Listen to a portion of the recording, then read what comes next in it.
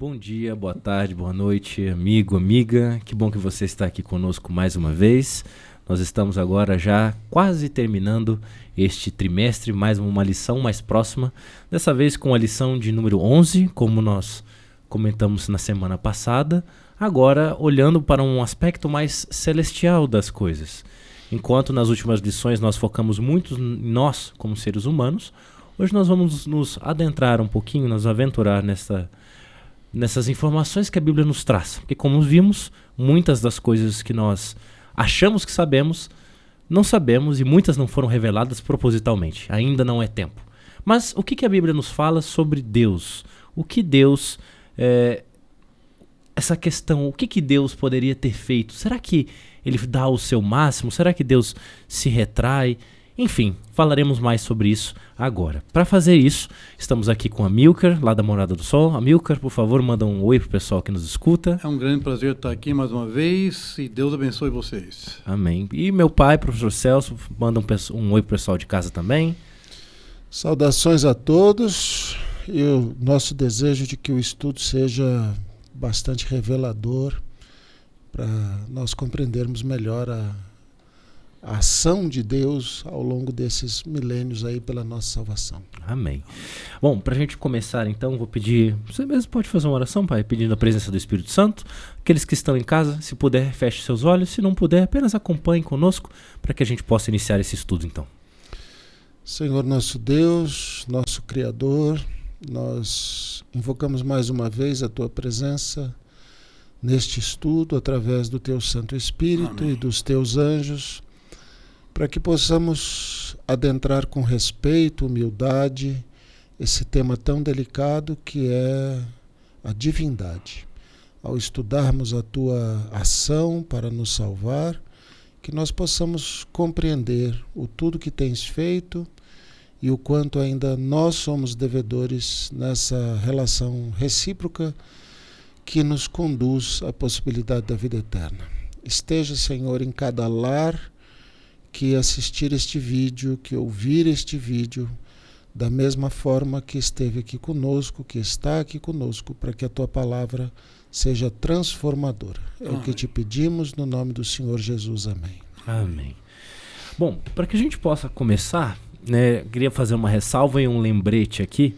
Na semana passada nós estivemos comentando e uma das histórias que surgiu foi justamente a questão da história de Jó, né? E eu fiz esse comentário, o Amós que estava aqui com a Vitória falaram, né, comentaram, e eu lembrei sobre essa questão, né? Na história de Jó, uma das coisas que acontece ao final da história é que Deus repreende os 3 primeiros amigos de Jó, que basicamente questionaram o tempo inteiro, né, o que Jó teria feito, né? Qual seria o grande pecado de Jó? Né? O que você fez, né? Não, porque Deus aquilo. E ficou esta coisa, né? Não cabe a nós como criaturas, como seres humanos, né, imaginar ou tentar compreender, porque nós simplesmente não temos capacidade dos planos que Deus tem, daquilo que a gente não consegue enxergar. É óbvio que a Bíblia deixa claro que não é errado questionar a Deus, perguntar coisas a Ele. Por que está passando por isso? Né? Por que este sofrimento? Por que esta dor? Mas questionar Deus sobre o que Ele faz, isso é uma área muito perigosa. Né? E por isso que na lição de hoje nós vamos adentrar aqui essas questões com muito cuidado, né? De acordo com a informação que a Bíblia nos dá. Né? Nenhum momento aqui nós vamos chegar e achar que nós podemos imaginar o que Deus está fazendo, né? Assim, nós temos uma direção. Ou por que Ele está fazendo. Mas por que Ele fez isso? Só no céu que será revelado. E a lição 11, ela fala justamente isso. Quando eu li a primeira vez, como fiz na semana passada, com a palavra engajamento, quando eu li a primeira vez, eu não prestei atenção que eu estava escrito com letra maiúscula. Né? Eu pensei que a lição falaria de nós, o que nós poderíamos fazer pelo próximo, mas aqui está com letra maiúscula. Ou seja, o que mais Deus poderia ter feito? E essa talvez seja uma questão que a gente tem que pensar, né? Será que Deus faz tudo que é possível? Fez. Ou será que Deus é como a gente vê, por exemplo, né, nas mitologias, que Deus, os deuses antigos, né, porque a lição da semana passada falou sobre deuses, será que Deus tem preguiça como nós temos, né? Será que Deus Ele se acanha, ele fala, não vou mexer com isso aí não, que isso aí é muito trabalho. Ou temos que tentar convencê-lo para fazer alguma coisa. Começa aí então, Amilcar, já que você falou que ele fez com tanta certeza, com tanta clareza. Vamos começar aí. É o verso áureo. Precisamos de ler João 18:37. É o verso principal que responde, que é o foco da lição. É para eu ler? Pode ler, fica à vontade. Pilatos perguntou, então você é rei? Perguntamos a Jesus no julgamento. Jesus respondeu, o Senhor está dizendo que eu sou rei. Eu para isso nasci e para isso vim ao mundo, a fim de dar testemunho da verdade. Todo aquele que é da verdade ouve a minha voz. E vocês já sabem por que Jesus veio. Ele veio e morreu. Então, que mais ele poderia ter feito? Que mais as 3 pessoas da divindade poderia fazer? Existe alguma coisa que poderia fazer a mais do que foi feito para a nossa salvação? Algo para a gente pensar, né? Não, a resposta é não. Nós vamos ver aqui. Isso sempre coloca nos debates terrenos, principalmente quando você está conversando com pessoas que tomam a decisão de negar a existência de Deus, aquele falso paradoxo da bondade de Deus, ou do fato de Deus ser onipotente. Né? O dilema de Epicuro. Se ele é bom, ele não é onipotente, se ele é onipotente, não é bom esse negócio, né? E isso acaba revelando excessivamente o poder satânico. Quando, na verdade, nós deveríamos perceber que, embora Satanás seja muito poderoso, e é só você olhar o mundo, você vê o que ele conseguiu fazer, enganando, mentindo e tal, usurpando, ele é um ser vencido. Ele foi vencido, ele está nos últimos momentos da história dele, né? O Senhor Jesus é vencedor e o venceu, né? Venceu Satanás, né? Jesus o venceu no próprio campo de batalha de Satanás, né? E o venceu como ser humano. Só que vai muito além disso. Vai muito além disso. Vai muito além do fato de Deus ter se oferecido. Nós precisamos fazer um apanhado, compreender a ação de Deus, porque essa pergunta que vem de Isaías, né, Isaías capítulo 5, quando o Senhor diz assim, olha, eu cuidei da minha vinha de toda forma possível e imaginável, mas nós temos que fazer um apanhado que nos mostra o seguinte, que se Deus, começando da vida, se Deus não quisesse, você não teria vida. O que é que Jó fala? Né, o livro de Jó. Se Deus pensasse só nele e recolhesse a vida, que é dele, que pertence a ele, todos os seres expirariam. Então, Deus mantém você vivo. Colocou um anjo da guarda para tomar conta. Deu a sua palavra, com todas as instruções necessárias. Uma pessoa da Trindade está entre nós, que é o Espírito Santo, trabalhando diuturnamente para, né, nos levar aos caminhos. Estabeleceu sua igreja aqui na Terra. Garante provisões. Nos protege de males que nós nem temos ideia, que só teremos ideia no céu, de males espirituais e coisas desse tipo. E se você for puxar essa lista, que é toda de elementos sobrenaturais, não são coisas naturais, são elementos sobrenaturais. A vida é sobrenatural. O seu anjo da guarda é sobrenatural. O Espírito Santo é sobrenatural. A fundação da igreja é sobrenatural. O fato de uma igreja que nasce de uma desilusão ali no interior dos Estados Unidos se tornar uma igreja mundial, Porque a igreja adventista hoje é Cumprimento de profecia. cumprimento de profecia, a igreja mundial, ela está em todos os países que permitem a religião cristã. Tem uma rede de hospitais, escolas e tal, que só é superada Publicadoras. pela igreja católica, em termos de número, quantidade, essa coisa. Quer dizer, tudo isso é sobrenatural. E tudo isso é feito e mantido por Deus. Então, quando você puxa essa lista, você diz assim, Deus não está de brincadeira. É sério. Ele fez absolutamente tudo que seria possível e com envolvimento pessoal. Isto é uma coisa importante. Deus não está lá sentado no seu trono, entendeu? Quer dizer, ele saiu de lá, uma das pessoas da Trindade, nosso Senhor Jesus, saiu de lá e veio aqui, como o Amilcar leu, sabendo que ia morrer. Ele veio para isso. Né? Depois ele sobe, outra pessoa da Trindade desce para estar aqui, né? Quer dizer, mobilizando, né? Isso. Existe um envolvimento pessoal de Deus nesse processo. Pessoal, não é? Ele não está de longe. De espectador. Olhando, ver o que acontece, vamos ver o que dá. Como alguns A teologia teísta, que Deus fez, criou e deixou. Exatamente. Algumas pessoas têm essa teologia mais gnóstica, né, que acreditam no ser superior, mas que eu já ouvi isso, né? Ele acendeu uma fagulha e deixou o resto que se vire aí, né? Que sobrevivam.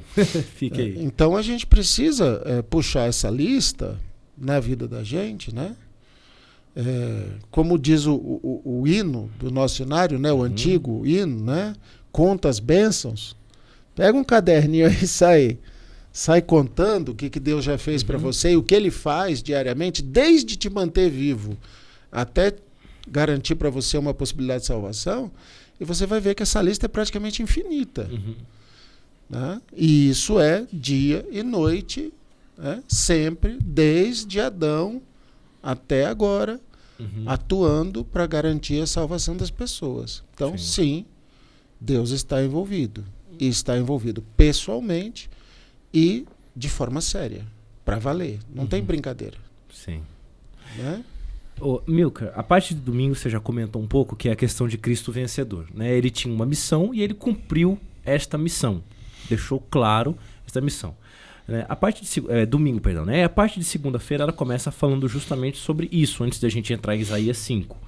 Né? A lição comenta que Cristo ele é justo e ele também é justificador, ou seja, ele não é justo só por si, mas ele também tem a capacidade de transformar outras pessoas, né, injustas através do seu exemplo. O que você pode trazer dessa parte de segunda? Eu achei interessante a primeira frase ali, que Jesus veio para desfazer a obra do diabo. Como está no domingo, Jesus é vitorioso, e foi vitorioso na cruz. Todas as acusações que Satanás fez contra Deus, e essas acusações começaram no céu. Deus é ditador e é impossível guardar a lei de Deus. Jesus na cruz comprovou exatamente ao contrário. Olha, Deus não é um ditador porque a cruz é a misericórdia e o amor se beijaram. Mostrou o amor de Deus ali, estudou durante 10 semanas ali. E mostrou, e teu pai chamou a atenção, uma frase importante, que ele foi vencedor como ser humano. Ele nunca deixou de ser divino. Sim, mas ele como ser humano. Então ele veio para mostrar que sim, é possível guardar a lei de Deus, tudo que era contrário que Satanás fez contra ele. Então Cristo na cruz, na vida dele, desfez todas as obras do diabo. E eu achei mais uma vez, o autor chamou a atenção, além de na cruz refutar todas as acusações, certo? Nós vamos ver que no futuro, você mencionou Jó. Por que acontece isso? Olha para o santuário, que nem Asaf fez. No futuro, Satanás será destruído finalmente. Vai ser acabado esse reino dele. Então, como justificador, eu gostaria de ler a Romanos 5:8, que justo e justificador, nós lemos, mas Deus prova o seu amor para conosco, em que Cristo morreu por nós, sendo nós ainda pecadores. É isso que Jesus veio fazer aqui. Combater as obras do inimigo e justificar os que são pecadores que aceitarem ele. E a gente podia ler aqui Hebreus, né, que está citado aqui, Hebreus 2,14. É bem interessante porque Hebreus 2,14 coloca Satanás no lugar dele, né? Então diz assim: já que os filhos são participantes da carne e do sangue, também ele participou das mesmas coisas, para que através da morte ele destruísse aquele que tinha o poder da morte, isto é, o diabo. Então, a morte de Cristo, ela é aparentemente uma derrota. Mas, na verdade, ela é uma vitória, porque ela é sinal do desespero do diabo. E o diabo, ele tem essa coisa de se chamar de príncipe, de rei, não? Ele só é príncipe de uma coisa, da morte. Porque o pecado que ele estabeleceu no céu causou a morte dele, dos anjos, o pecado que estabeleceu na terra. Então, se ele é príncipe de alguma coisa, ele é príncipe da morte. E a morte será eliminada, a morte será destruída. Ele já foi derrotado e ele será eliminado, ele será destruído. Então, nós precisamos, como igreja, hoje, tempos finais, eventos finais, nós precisamos, como igreja, tirar o nosso foco do príncipe da morte, entendeu? Olha, eu botei a mão aqui pro Tiago, não tem nada a ver com o Tiago tá ali no som, né? Tá Não é de você que eu tô falando, não, Tiago. A gente precisa tirar o foco do príncipe da morte e botar o foco em Cristo, no Salvador. Então assim, o diabo é poderoso, o diabo não sei o quê. Rapaz, o diabo é um derrotado.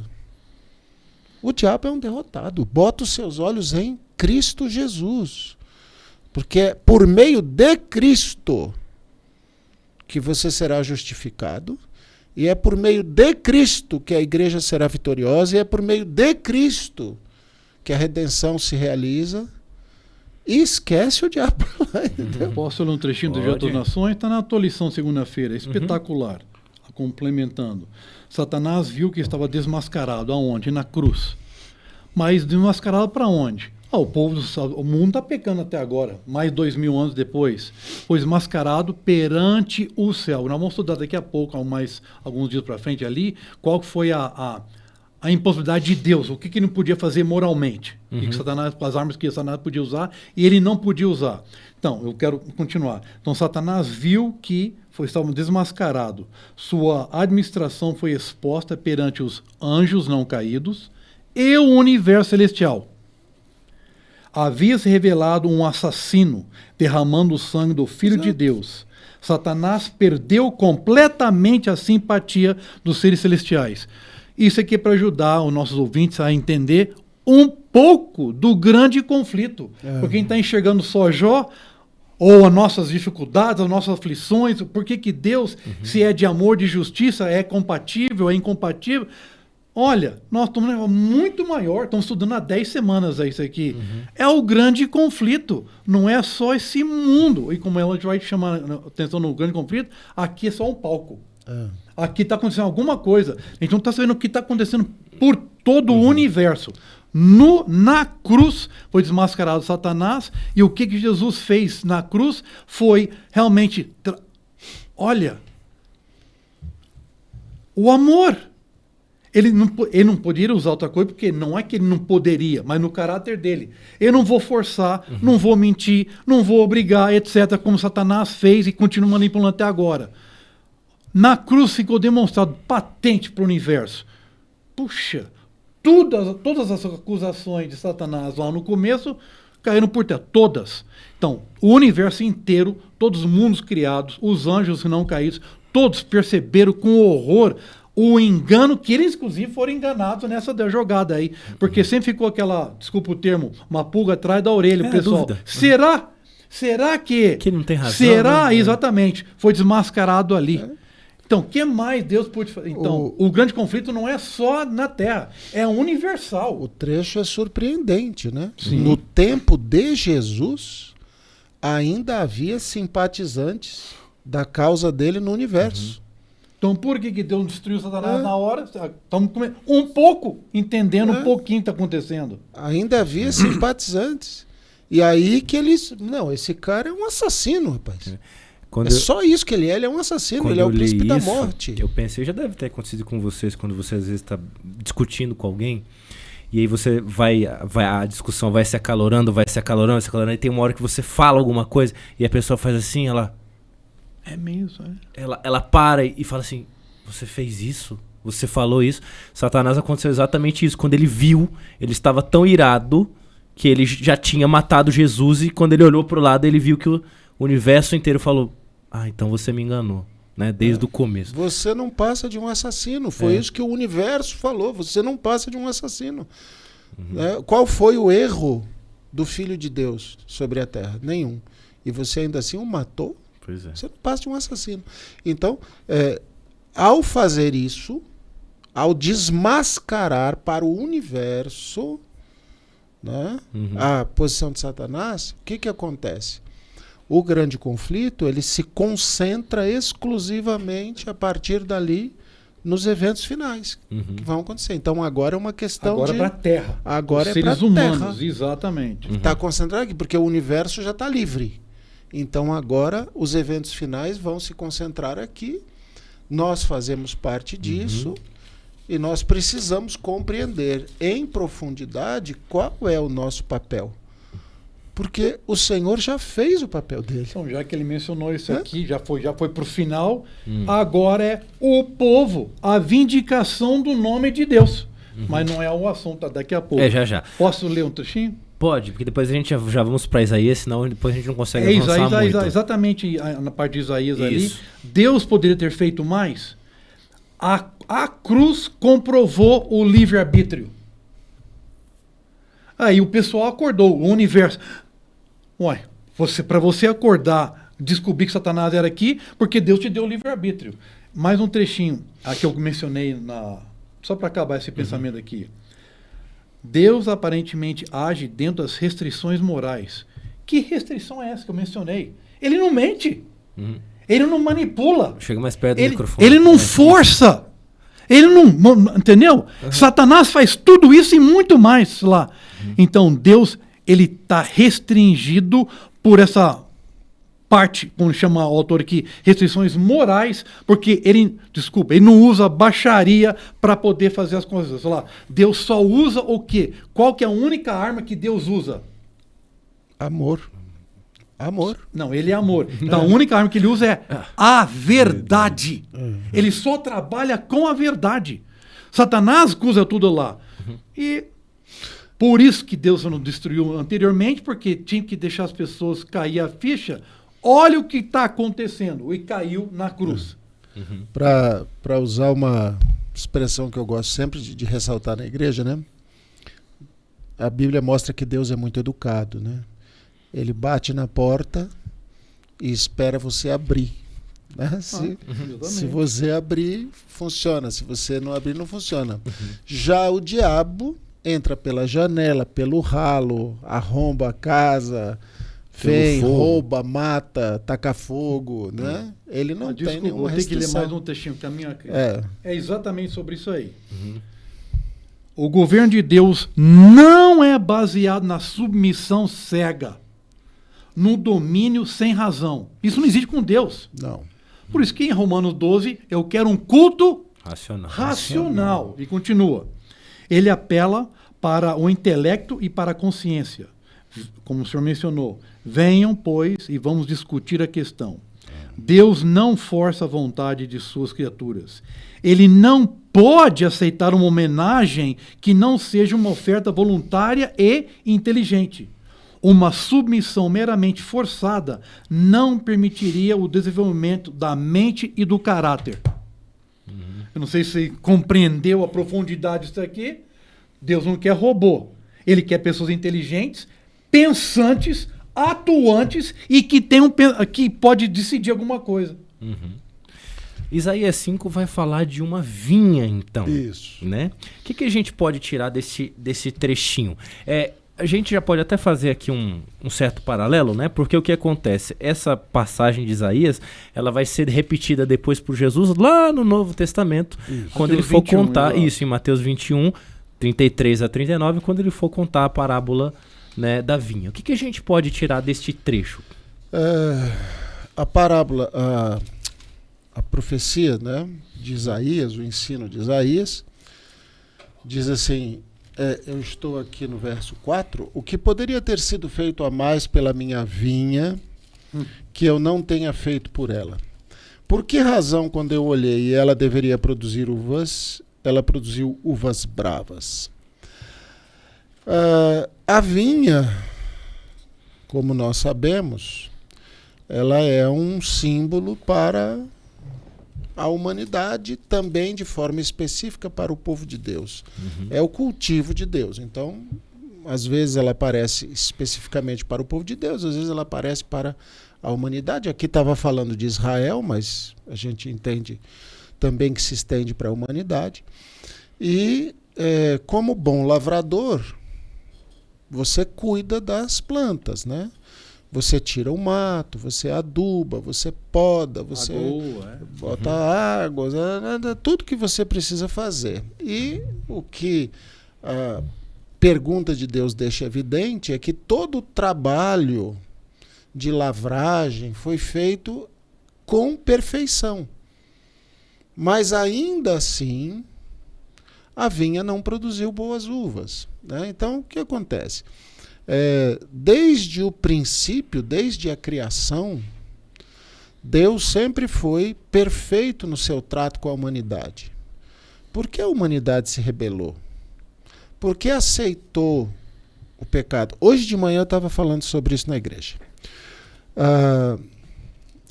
Você já pensou do que os anjos abriram mão, os anjos caídos? Quantos milênios de convivência com Deus, de alegrias que nós nem imaginamos, de felicidades plenas, eles abriram mão, eles abandonaram, eles jogaram fora, só para manter, como diz o Espírito de Profecia, seu orgulho e sua teimosia? Porque o que o Espírito de Profecia diz é isso, que o orgulho e a teimosia transformaram 1/3 dos anjos celestiais em demônios, né?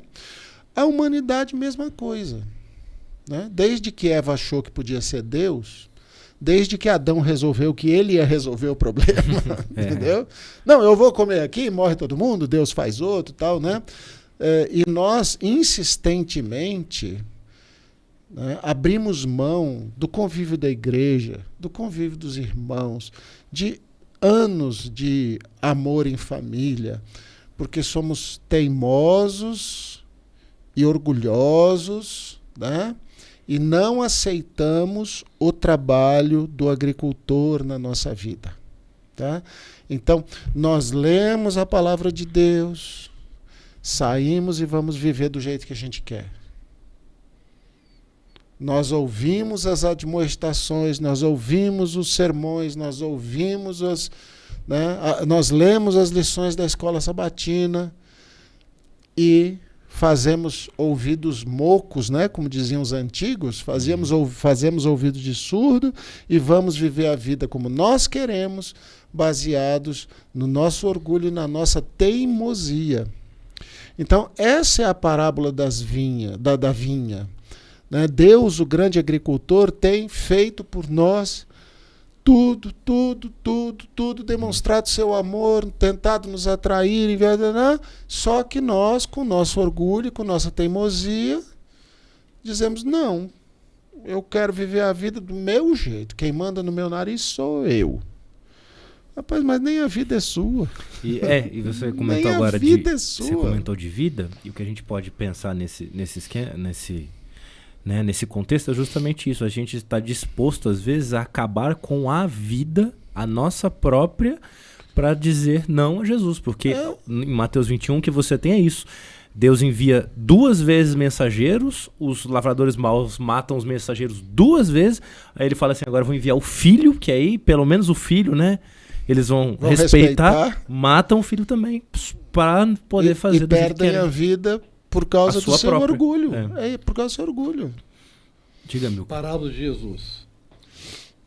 Na minha opinião, que é pior ainda, porque Deus está deixando claro nas 2 parábolas que Deus fez tudo que pôde para fazer ao seu povo, quem quisesse salvar. Ele fez o máximo. Sabe qual que é, na minha opinião, que eu li no Parábola de Jesus, que eu vou ler agora, qual que é um aspecto pior do que isso? Me permita ler aqui. Deus, a Parábola de Jesus 1:2. Deus por seu filho procurara frutos, mas não encontrou nenhum. Israel era um estorvo à terra. Como? Peraí. Porque nós estamos estudando o que mais eu podia fazer para salvar meu povo. Quer dizer, além do povo ser rebelde, não quer aceitar, foi um estorvo para a terra e continua.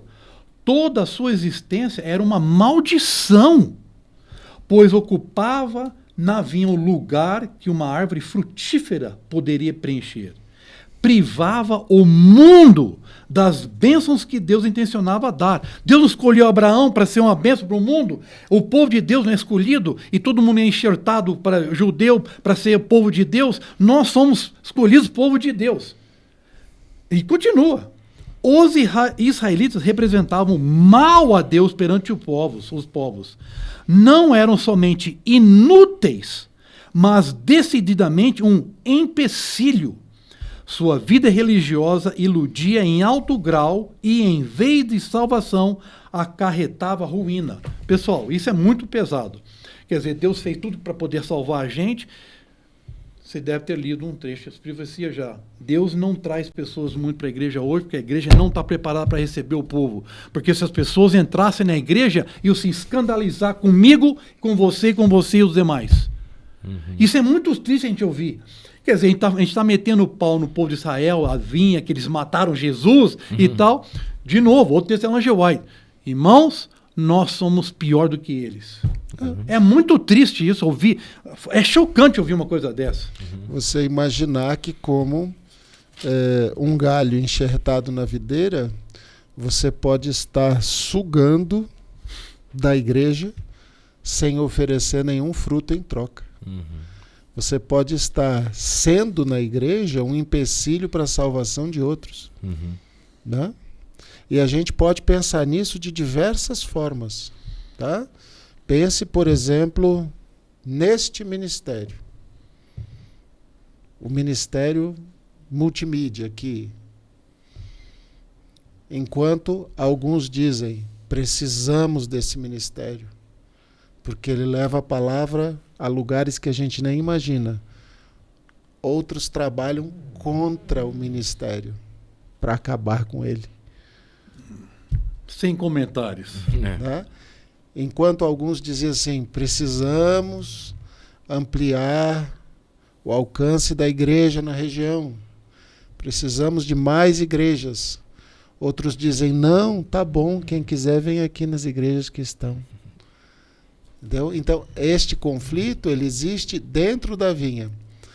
Né? É por isso que a Bíblia fala que alguns galhos vão ter que ser podados e botados para queimar, porque eles atrapalham o desenvolvimento.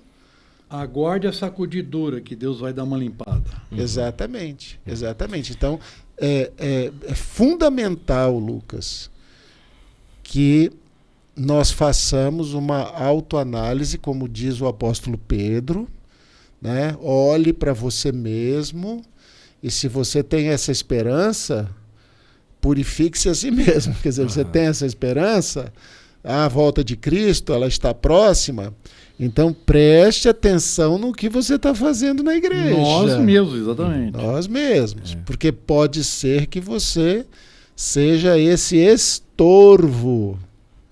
Esse estorvo na igreja. Ó, Jesus falou, quem tiver desviando meus pequeninos, amarra uma pedra de 50 quilos e se joga na água, né? Quem não ajunta comigo, espalha. Espalha. Então, o que eu estou fazendo na igreja? Ajuntando ou espalhando? E isso é sério. Opa. Isso tem a ver com vida eterna. Pra gente terminar, porque há uns 10 minutos atrás o Thiago falou que faltava 5. Há uns 10 atrás ele falou que Aí eu faltava tenho 5. um comentário ainda. Eu queria que Puxa. você terminasse pra gente. Termina, Milka, depois se o papai quiser fazer algum comentário pra terminar, mas sobre a parte de quinta. Só pra gente poder pelo menos falar um pouquinho disso, porque aqui tem uma palavra que eu confesso que eu li assim, ela muitas poucas vezes em português, que é vindicação. Queria que você comentasse um pouco sobre isso. Você já puxou lá atrás, mas agora comentar de verdade. O que E eu seria isso aí? queria tanto falar uma coisa de quarta-feira, ele quer que eu vá para Então vai rápido, pra gente poder Eu finalizar. vou tentar mais rápido.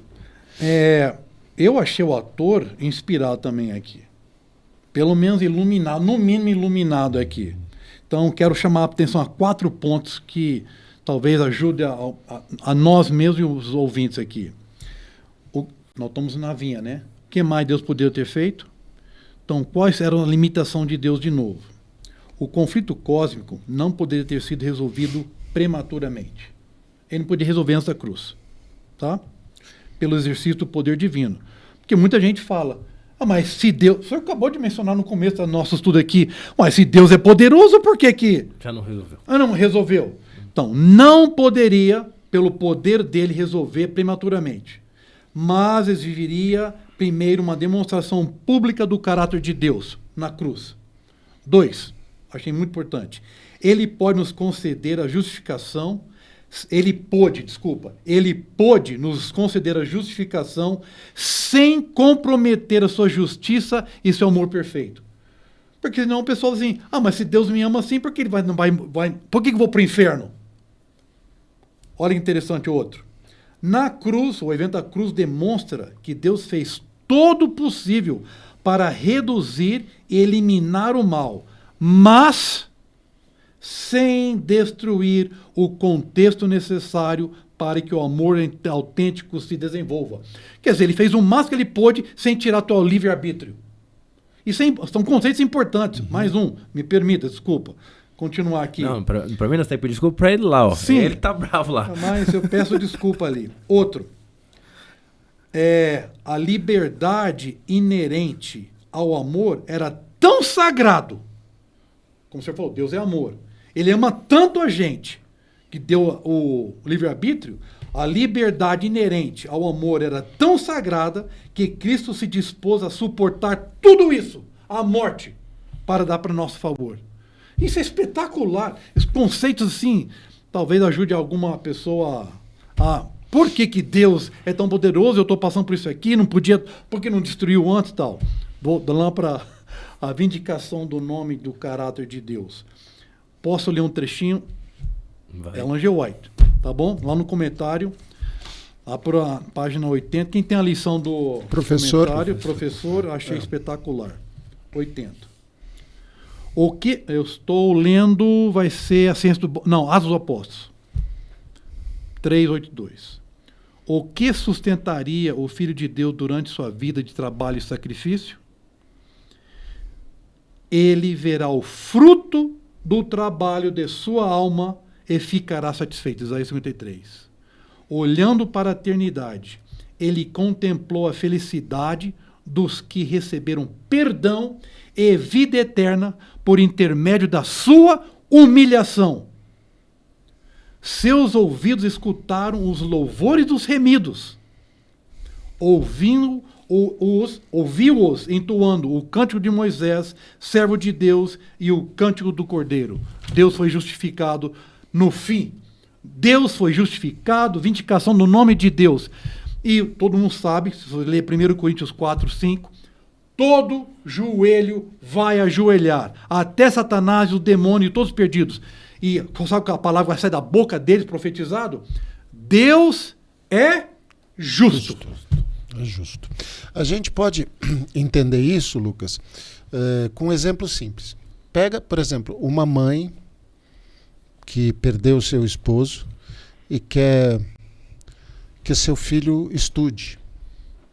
E ela trabalha incessantemente, dia e noite, para que aquele filho estude, né?